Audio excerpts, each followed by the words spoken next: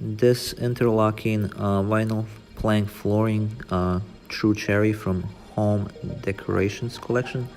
The room was 10 by 20 and closet was 5 by 10 and a hallway was 7 by 35, which was done in about 6 to 8 hours.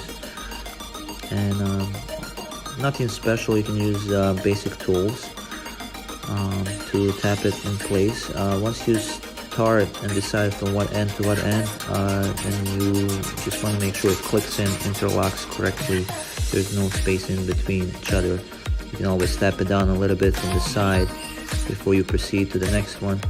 And once you get hang of that, it goes pretty quickly and easy. So just make sure at the ends you have a little spacing, so when you put the moldings, it's not directly against the wall, so there's a little breathing there to the ends. They cut with utility knife or blade, and the only thing about the flooring is it is heavy flooring, so those planks are pretty heavy.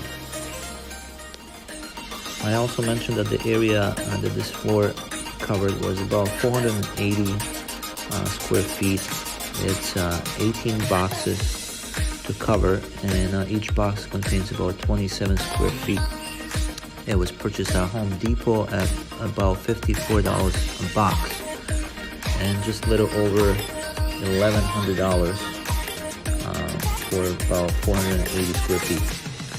And to clean, just mop with water, or you can use warm water.